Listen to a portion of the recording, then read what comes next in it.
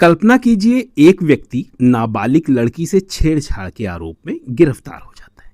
करीब 1.5 महीने बाद उसे जमानत मिल जाती है। जेल से बाहर आते ही वह बदले की आग में ऐसा कदम उठाता है कि पूरा इलाका दहल जाता है। 1 2 नहीं, 3 नहीं, पूरे के पूरे 6 लोगों की हत्या कर देता है वह। उसके बाद वही आरोपी खुद अपनी भी जान दे देता है।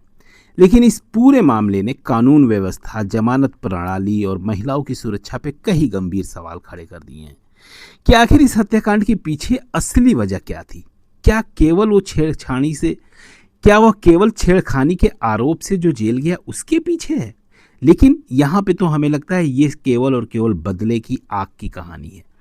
यहाँ पे सिर्फ इसके पीछे जुआ, शराब, कर्ज और टूटते रिश्तों का ऐसा जाल है जिसने 6 जिंदगियां निगल ली। तो आइए जानते हैं इस मामले की पूरी कहानी।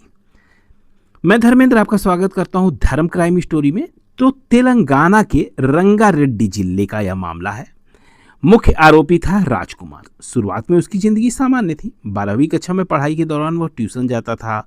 मतलब सब कुछ दिनचर्या बहुत ही सामान्य। यहीं पे उसकी मुलाकात होती है सरिता से। सरिता उससे उम्र में लगभग 6 साल बड़ी थी। दोनों के बीच प्यार होता है। परिवार तैयार नहीं था, इसके बावजूद दोनों ने शादी कर ली। शादी के बाद ऐसा लग रहा था कि जिंदगी सामान्य रहेगी, लेकिन यहीं से कहानी बदलने लगी। राजकुमार धीरे धीरे शराब और ऑनलाइन सट्टेबाजी का आदी बन गया। बताया गया कि वह कई मोबाइल फ़ोन और लगभग 16 सिम कार्ड इस्तेमाल करता था।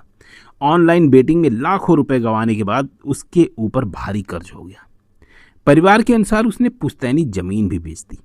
पत्नी सरिता ने कई बार उसे समझाने की कोशिश की, लेकिन कोई बदलाव नहीं आया।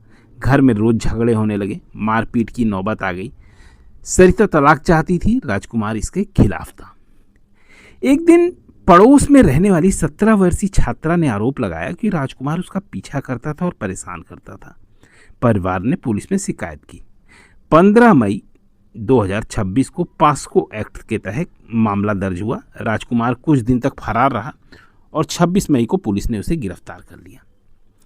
करीब 1.5 महीने बाद अदालत ने उसे जमानत दे दी। मीडिया रिपोर्ट्स के अनुसार मामला पॉस्को से उन धाराओं से जुड़ा था जिनमें परिस्थितियों के आधार पर अदालत जमानत पर विचार कर सकती है। जमानत कुछ शर्तों के साथ की गई। यहीं से विवाद शुरू हो गया।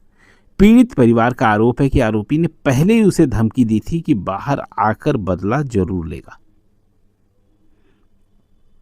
जेल से बाहर आने के 2 दिन बाद 10 जुलाई की शाम राजकुमार सीधे पीड़ित परिवार के घर पहुंचता है। उसने लड़की की मां की हत्या की सबसे पहले, फिर उसके बाद उसकी नाती की। इसके बाद नाबालिग लड़की को जबरन कार में बैठा के सुनसान इलाके की ओर ले गया और वहां चाकू से हमला कर उसकी भी हत्या कर दी। लेकिन कहानी यहीं ख़त्म नहीं हुई। उसके बाद राजकुमार अपने घर पहुंचा, जहां उसकी पत्नी और 2 मासूम बच्चे थे। बड़े बेटे की उम्र लगभग 4 साल थी। छोटे बच्चे की उम्र लगभग 1.5 साल थी। दोनों बच्चों और पत्नी की भी हत्या कर दी।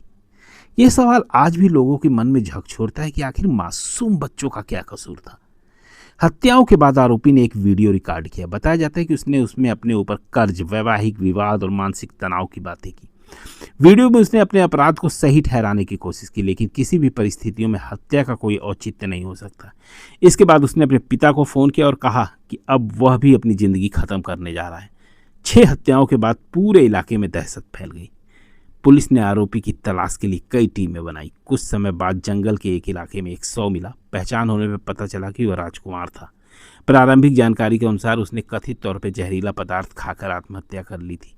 हालांकि अंतिम पुष्टि पोस्टमार्टम के बाद ही पता चलेगी। लेकिन सबसे बड़ा सवाल यही है कि क्या पीड़ित परिवार की सुरक्षा पर्याप्त थी? क्या धमकियों को गंभीरता में लिया गया? क्या जमानत के बाद आरोपी की निगरानी पर्याप्त थी?